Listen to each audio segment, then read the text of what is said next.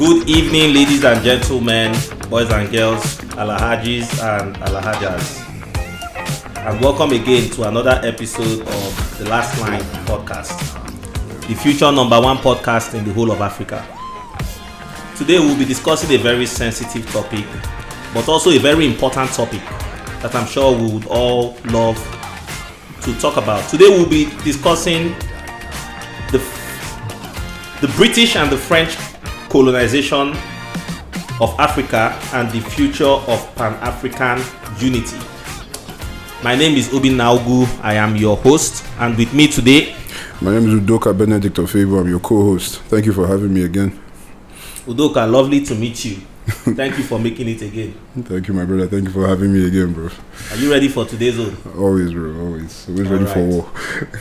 Let's dive straight into it. Tonight, we are not here to argue whether or not Britain or France was kinder in colonization. Colonization is an injury that we as Africans have faced for the last 400 years, economically, politically, and psychologically. Yes. Today, the real question is, was Africa merely occupied or was it deliberately divided? And in 2026, what can we do to ensure a stronger and better Africa for all of us? In order to start this, we have to dive back into 1884 to 1885, when a German named Otto von Bismarck chaired a council that led to what is now known as the Scramble for Africa, the division of Africa. Basically, you have a birthday cake and you cut it into pieces and you give it to your children. That was what the Europeans did. And it was done in the Berlin Conference. European powers, France, Germany, Britain, Belgium, they put Africa like a piece of cake and they chopped it up and shared it amongst themselves. The question is, that cake, Africa, Udoka, was it divided carelessly, just take this one, or was it done strategically to prevent any type of African unity that can emerge in the future? That's a very good question, Obi. To be honest with you, the answer to the question is both your answers. At first, it was just scattered around. The Europeans were looking for more resources to make their countries operate better. They now realized that there's this continent called Africa that maybe these people don't know what they're doing with their lives. They know everything that is going on there. So they now just decide, okay, let's scramble you. You take this side, you take this side, you take that side. So at first, it was really what it was called, the scramble for Africa. They didn't know what they were really getting into 100%. Then later on, at some point, when they now started realizing, okay, this place has these resources, this one has these resources, this one has these resources, they now started restructuring things, even doing trade deals. Like I see in the NBA, how they swap basketball players from one team to another team. They started swapping land, started swapping regions. Then after that, it now comes to answer your support your second answer.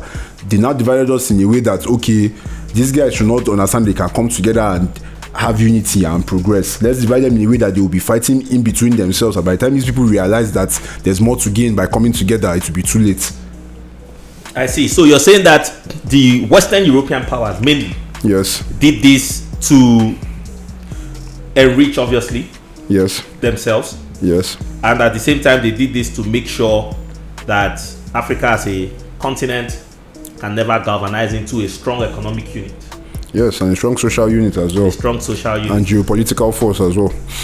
But a lot of people I've had this theory for a while that there was also that fear of the rise of USSR, the old Soviet Union. In this colonization, in this division of Africa, Russia was not there. We cannot point to any African country right now and say that this is a Russian colony. Can we? No, we can't. So, I know that the West has always been afraid of the influence of the Soviet Union, the growing Soviet Union back in those days. So, do you think Africa was used as a means? Because if you look at the USSR does not need oil. They have a lot of oil. Back then, do you think Africa was a way for the West to kind of augment their own economic needs in order to push back the power that the massive power that was the USSR coming. And this was led by Otto von Bismarck, who in all ramifications was the strong man of the West. Okay, well, to answer your question, for one, the USSR at that time, if I'm correct, they were still under the Romanov family, so they were still under a monarchy at that time. So yeah, at that point in time, the Russian monarchy, if I'm correct, they were under Tsar Nicholas, yes, the last Tsar. And last Tsar, as we all know, was a very ill-prepared man for everything, both for leading, both for war, both for anything. Bruh. So I'm not saying USSR was putting hands off. I just feel they just didn't have a leader that was competent enough to understand what was going on, and he had enough issues at home. As we all know, the USSR at that point in time wasn't really even a socialist state or communist state. It was after the Bolsheviks killed the Tsar of Russia and his whole family, his 4 daughters and his son that was a cripple. That is when this whole communism thing started even popping up, from the Bolsheviks down to Stalin and down to the rest of it. So now, to answer your question, the Russian Empire at that point in time just did not have a competent leader. They would have done the same as their Western allies, because this was before World War One. The world was divided into the 2 regional geopolitical blocks after World War One, if I'm correct. So at that point in time, it was Europeans were Europeans. Everybody was just moving along with the times. Then secondly, but the idea, sorry to cut you short, but the idea of the West back then was, we have to take over Africa, because we cannot allow a power like Russia, that if we as Westerners don't take over Africa, the USSR will eventually do it. And if they do it, it will be a lose-lose situation for both Africans and for the West. Therefore, the narrative that was pushed in Britain and in France to justify colonization was that we have to take over Africa to save them from the USSR, whether that is true or false. But the reality of the situation is that the problems that are happening in Africa, majority of the problems cannot be traced to the Socialist Republic Federation of Russia. It can be traced to the West. So then, my question is this: do you think the USSR are enemies or are they allies of the African colonies at that point in time? Yes, or now? Of the African colonies at that point in time. I will argue at that point in time, when you hear the West covered all of Europe at that point in time. Again, like I reiterate my points, this was before World War One. Before World War One, the West was just moving as the West. That's Europe, Americas, and the rest. This whole Western, Eastern, in fact, the whole term West and Eastern Bloc, if I'm correct, was coined after World War II. Before then, it was just Europe, the Americas, Africa, and the rest. So again, I reiterate my point that the USSR at that point in time was under an incompetent leader that could probably not even make it to the meeting. They don't know what he was doing there. And I'm not blaming the man. It's not really his fault, That's my problem with monarchy, to be honest with you. You can't just say, oh man, because I'm the president, my son must be the president. That is the only reason why the USSR was not there. Tsar Nicholas did not know what was going on. He was trying to handle things at home. You understand? So at that point in time, they couldn't. Let's not be deceived. Let's not be fooled. At the end of the day, let's not be deceived or fooled. Don't forget, the Russians also fought the Japanese during that time, if I'm correct, the Japanese-Russo War. If I'm correct, they also had some problems with the Chinese as well. The Chinese that are now their communist friends. So you see where I'm going to with the whole argument at that point in time was a thing of continents, not geopolitical alignment. The whole geopolitical alignment thing came up after World War One, after World War Two, when people realized that, okay, there's more to life than me being from this place. What are our code of conduct? What are our ethics? What are our political things? That's when we now start having the West and the East Bloc. But before then, all of Europe, they were all the enemies of Africans. They just came to come and just rape and pilgrim and take what they can take. Apart from USSR, because they had nothing to, they were not involved in any way. We can give them a pass because they had an incompetent leader. But so we give them a pass. Let's go to the next question. Let's go to the next question. Let us talk about British colonial model. All right. Now, we know that the British imposed indirect rule. That is basically governing through traditional chiefs while retaining ultimate authority. Yes. And back then, as of now, English became the dominant language globally. Parliamentary systems were used, and the Commonwealth later served as a soft power network to sustain British influence. A lot of people have said that, as opposed to France, where the rule was more direct, where they are more like, see, this guy will not carry, bring this guy belongs to us, yes. And we will tell you how we will use it. The British were more psychological. Yes. Were more soft in their approach. Yes. But at the end of the day, that kaya still belongs to them. But we are not able to, it's like they've been able to manipulate us in such a way that instead of them using koboko to beat us for us to bring the kaya, we will gladly carry it and say, Ogasa, take kaya, or we like you, take the kaya.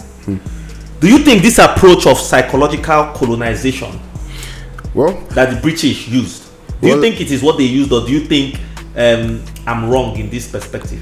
Well, I'll say you're right or wrong in the perspective, because some of them are, both the British and French both use manipulative tactics. The British, for one, for example, now, they use manipulative tactics in the sense of they understood that, okay, yeah, indirect rule, they're trying to save money. Everyone knows the Brits are stingy. Trying to save money on everything. Indirect rule now, ideally, indirect rule, you go into a region has a king. That king now has 1 million people that answer to him. You go to another region, that region has 2 million people that answer to one king, and 3, 4, 5 regions. So at the end of the day, you're dealing with 5 kings as opposed to dealing with 6 or 7 million people.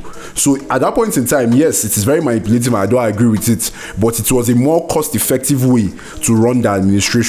Now we go to the French now, the system of assimilation, as it is called.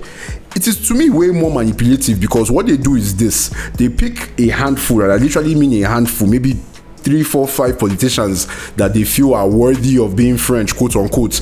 Take them, teach them French things, take them to French schools, make them feel French, part of the French parliamentary, part of the French Senate. They did not carry these 3, 4, 5 people, put them in the military, put them in presidency, and these people are now used to destroy the lives of millions with no remorse. If you check my stats, and again, if you check French colonies, check British colonies, bro, which colonies have more of tyrants? Which colonies have more of dictators? I promise you it's the French colonies. Paul Biya is a Cameroon man. Yes. Where else again will I go to again? But you're talking comparatively. We're talking comparatively. No, the two of them is the two evils we're talking about. I'm just trying to just say, okay, let's just bring out the differences in the two evils. Not as if any of them was better. Because now indirect rule is manipulative in the sense of people are not getting power based on merit. You're getting based on what you can do for the people. At the end of the day, indirect rule as well has caused the division that we're still facing in Nigeria.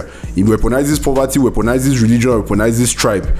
You understand what I mean? When the British people were leaving Nigeria, they left power, they left the military and police power with a certain region, left administrative and civil duties with a certain region. They now made the other regions feel like they were inferior.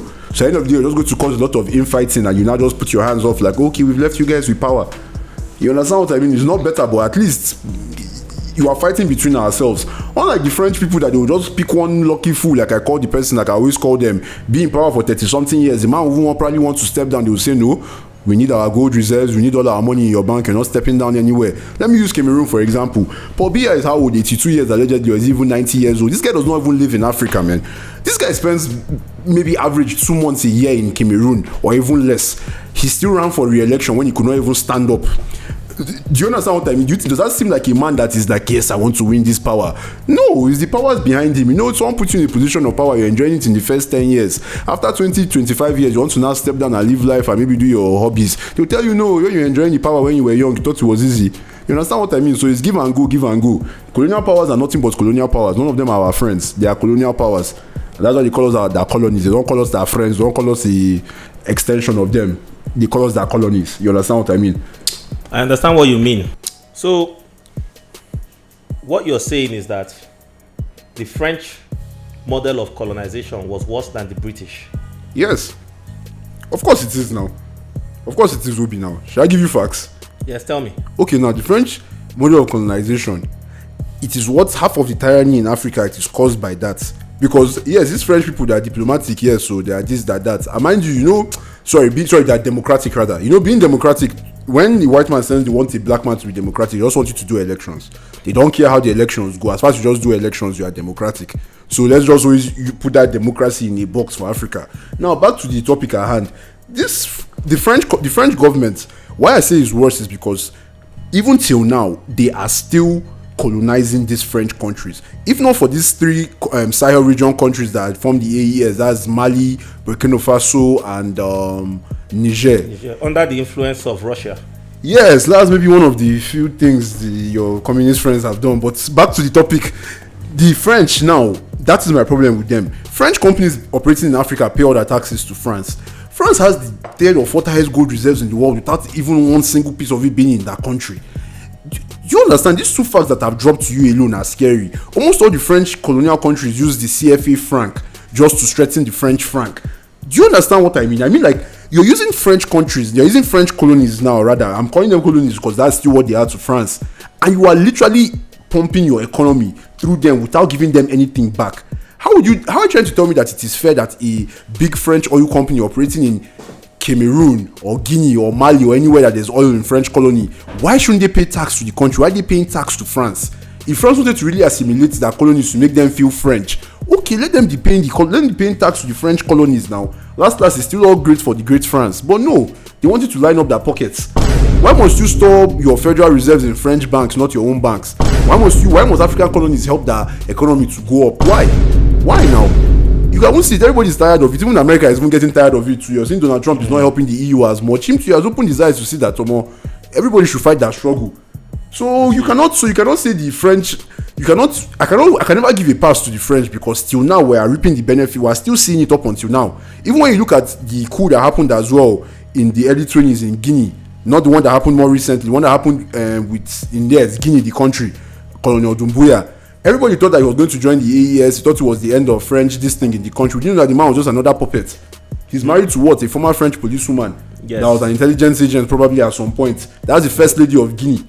So him too, he's still a puppet. He's still doing everything. He wanted to just probably remove that puppet that was not be playing game with them anymore. So you see, the French government are very, very, very, very smart people. I give them credit for that. I was surprised to see this. You can find Igbos in Equatorial Guinea. Yeah, that should busted my brain. Yeah. The Ewe in Ghana and Togo, and the Somalis who are split across colonial boundaries. Yeah, split across the Horn of Africa. They share different linguistic, legal, and political systems in as much as they are the same people. Now the question is, was separating ethnically connected Africans into Anglophone and Francophone blocks a deliberate divide and rule strategy at continental scale, or was it a coincidence? Because you've heard the word unity is power, and if you can divide people, you can control them. Udoka, your take. Well, again, I'll say, we have to move. Everything evolves. At first, I really do believe that European powers do not 100% fully understand the potential of African resources, land, and all that. I really feel it was just the whole adventuring spirit in them that was like, okay, let's go here and dominate. And I also feel it was because it was a time that maybe their economies, paperwork from the 1800s and the rest, you can't really verify everything. But I'm sure it was during a time that economies were feeling it. So it probably all just started as a thing of where can we go to dominate next. So now we're going to go and dominate next. Let's share these people across ethnic lines. Everything comes through research and development. You go there, maybe the first set of people that went there, they didn't understand the system, probably failed. Second set of people that went there, okay, notice that these two tribes are always warring with each other. Okay, let's pit them against each other. Maybe notice that these two tribes have similarities. Okay, it's easier for them to be under one king. Let's remove one king. Let's remove one king from the two and keep only maybe the 1 million people under one king. So I feel like at first it all just started as just like any other thing, like any other experiment, any other event, any other new process that is starting. You go there, you start writing your notes, you start observing things. The first few years will be rocky. When you compile all your notes, you manipulate everybody. Then from there, you now come and implement it. So now dividing all these people across ethnic lines, you could have been the thing of, because for example, now yes, you lived abroad, I've lived abroad. You know the way they look at us abroad. You say, oh, you're from Africa. Oh, take me to Africa. Take me to Africa. Oh, you're coming back from Africa. Like as if Africa is one big ass country. You understand what I mean? Even around 2018, 2019, I was watching a movie on Netflix and they were speaking Yoruba. They wrote speaking Nigerian. I'm like, do you understand what I mean? Those little small mistakes, man, those are errors that still happened back then. But at some point in time, you now start observing, okay, this is where I can gain from. And that is where intelligence comes in and manipulation comes in. They end up saying that, okay, yeah, if we divide people along all these lines, nothing is going to happen. These people will not come together and fight all of us. These people are probably split across, even down to religion, because even our traditional gods, I'm sure that we are not all worshipping the same traditional gods. Do you understand what I mean? So it now makes it easier to divide and conquer. Do you understand what I mean? You divide and conquer, then you now pick who you pick. Everybody wants to feel special. Because don't forget, the slaves, now see why people entered Africa and started chasing slaves carrying them inside. No, they met their chiefs, met kings, and these kings sold their people. You understand what I mean? So let's not forget that the people in Lagos, the kings, those people, they sold their people into slavery. It's not as if the white people just came and packed everybody they could pack. You can't kidnap a whole village now. It's impossible now. So what you're saying, Udoka, is that African bloc is important for our economic growth, the same way you had the old USSR and present day China. Yes. Okay. So you're saying that model is what we, the black man, need. We need unity. We need unity. We don't need communism. We don't need one man saying that he's the state. But we need regional unity. We need regional security unity, regional economical unity. Because if we don't help ourselves, we need something similar to NATO, something similar to the EU, in which we all come together and we work effectively. Not the one that one man will be in power for 40 years, not doing anything, and he'll tell you that he is the state. Example, Zimbabwe. All right. Let's move quickly to the next question of the day. Now, President Paul Kagame of Rwanda has argued that while colonization shaped Africa's trajectory, post-independence leadership failures must also be acknowledged. Yes. The debate shifts from victimhood to agency. Now, the question is, if colonial borders were artificial, now that we have power in our own hands, can we redraw them? Or should we prioritize stability and reform within existing structures? No, the answer is clearly the answer number 2. We have to. There's nothing we can't restructure anything. There's nothing we can change right now. It's close to impossible. What are you going to say? You're going to say that you want to go to, let me use for example, now you want to say Nigeria now, okay, let's restructure and try and do northern Nigeria. Do you know how many northerners have businesses in southern Nigeria? How many southerners have business in northern Nigeria? How many people have families there, have relationships there? It won't work. It's impossible. It can't work. It will destroy, it will cause war. It's just the honest truth. Like me, I'll use myself as an example. I'm an Igbo man, but most of my life I grew up in Abuja here. If you tell me that, okay, I'm no longer in Nigeria and I cannot live in Abuja, I want the depression I'll fall in is not even normal. All my life is here, all my businesses are here, everything I know is here. So even if I go back to my village, to take me at least 5-10 years to probably even try and piece things together. And mind you, I'm not now going to be the only businessman that's going to be going back. There will be people that are going back that have bigger businesses than me, that are hungrier than me. So what will it cause? It will just cause war. You end up having a situation that everybody wants to be the biggest fish in a small pond. So what we can do now is, the situation has happened, and take a quote, when you Rome, you behave like the Romans. You have to move forward. The world is evolving every single day. Today is not the same thing as tomorrow. Yes, we were divided across artificial lines. Yes, we were forced to become countries. But what can we do? We now bring that unity together and create greatness. It does not matter where you're from or whatever is happening. Last, we're still all Africans, and whether you're from the north, the west, the south, the east, if your country is a shithole, your country is a shithole. It makes no difference. Saying I'm from southern this place, northern this place, does not differentiate if the country is terrible. So now there's nothing we can really do about that. What we can do is just try to make our regional bodies more powerful. Number 1, stop listening to regional bodies that are not in Africa for advice. For example, now, the EU should not be having as much say in Africa as it's saying now. Why should the EU be telling us, okay, yeah, let's do it like the EU? Okay, the EU say we should do this. EU observers are coming here. EU observers are coming to come and look at the election. Are they sending our own observers there? No, we have to sit up and man up and actually do things ourselves. I'm not saying we should not get help from Europeans. To me, we deserve that help. We're entitled to the help. Whether it's to collect all the loans you want to collect, or whether it's collect all the money, all the grants, we are entitled to it. They put us in this situation. So again, we have to play that game against them. Take advantage of the situation we're in now, use it and build. And at some point, we have to come up as the powerful force that we are as Africans.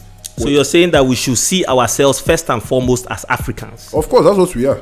But don't you think that this will diminish our tribal origins? Oh no, sorry, please. I mean by Africans, I mean down to our tribal origins. If you're an Igbo man, you're an Igbo man. If you're an Ikwere man, you're an Ikwere man. If you're a this, you're a this. But at the end of the day, you have to take it down to nationalism. I am a Nigerian. But how can I, as an Igbo man, be strong in my ethnic nationality as an Igbo man when I know that my brother is stuck in Guinea-Bissau, in Equatorial Guinea, and because of the division, I can now not liaise freely with my brother? Because what you're calling for is for stability and reforms instead of redrawing the maps in order to put us people with cultural identities together because of wars and death and blood and all that. Yeah. But I can then argue that the trajectory that we are going to is leading to a lot of wars and killings and deaths and poverty.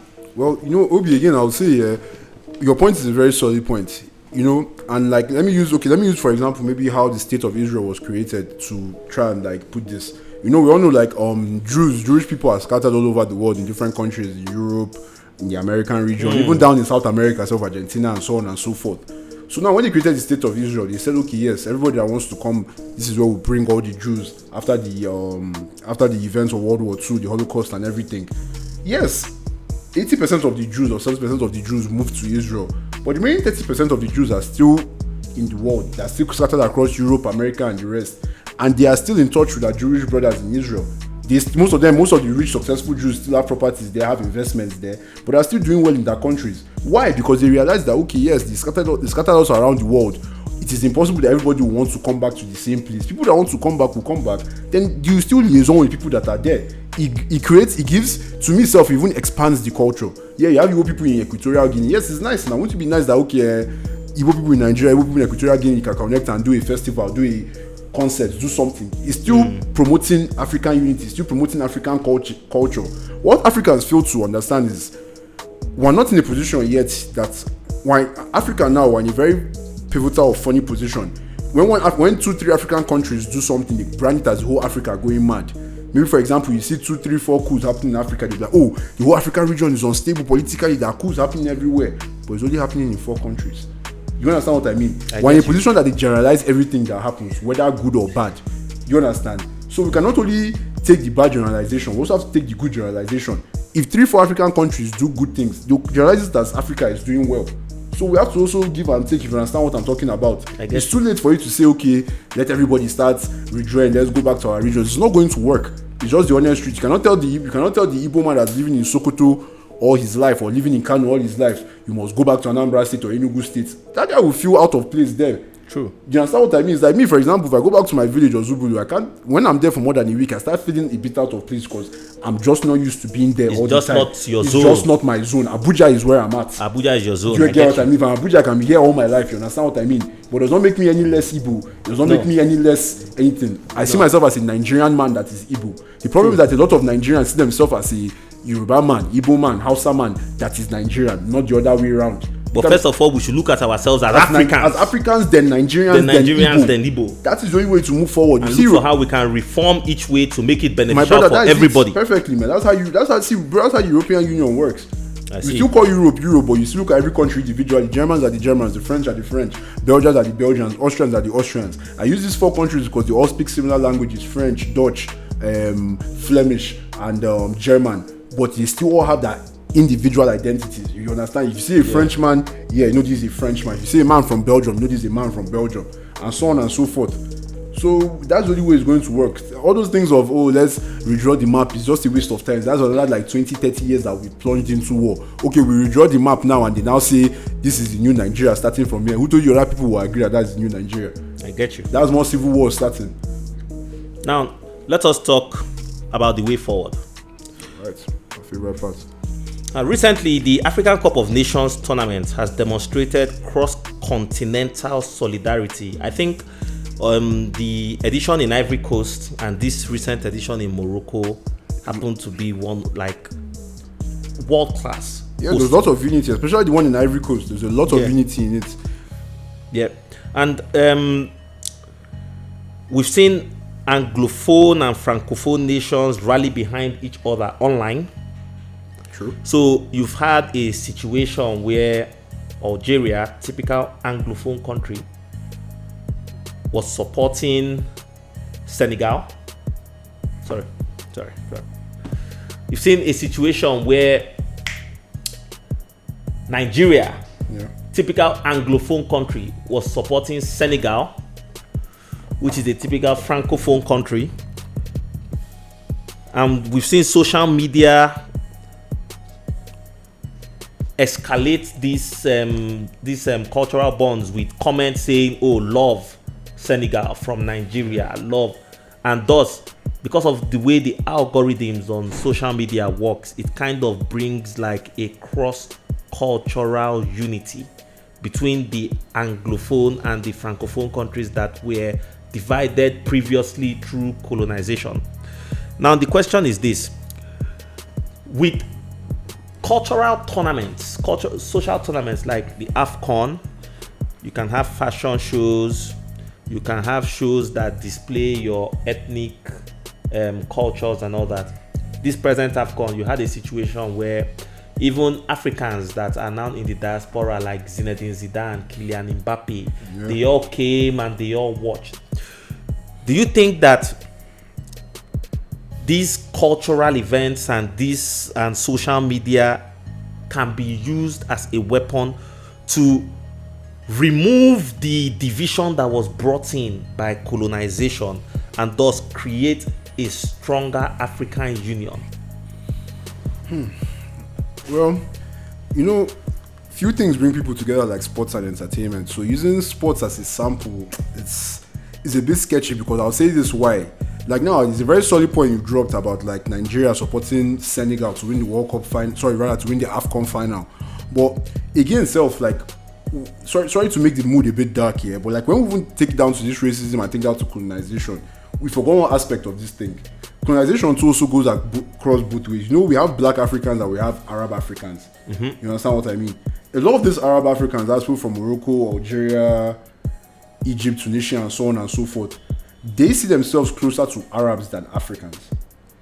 You understand what I mean? So that on its own is a different type of racism. It's very strange. Like you see an Algerian man, when it's time to collect the grants, so the funds from IMF, when is the money, when everybody wants to talk about, Mother Africa, yeah, I'm African. But once you associate Africa with black people, they're like, oh no, I'm Arab. But the Arabs don't look at them that way too. Do you get what I mean? Look at them as Africans. So even with this whole thing, even down to the AFCON thing, you still even have some little blocks of racism. Like you saw what was going on with the whole Morocco-Senegal game, Morocco-Nigeria game, when the sub-bet were carrying the goalkeeper's towel. You have fans making monkey chants to the black goalkeeper. I was just looking at them like dollars. I'm like, you guys are Africans as well, man. If you're calling that guy a monkey, you'll probably call you a chimpanzee.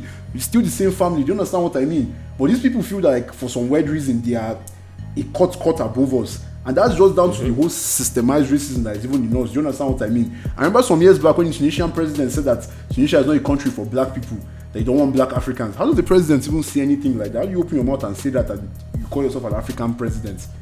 Do you understand what I mean? So deep down, I don't feel those things are going to make a difference. All those things are just PR.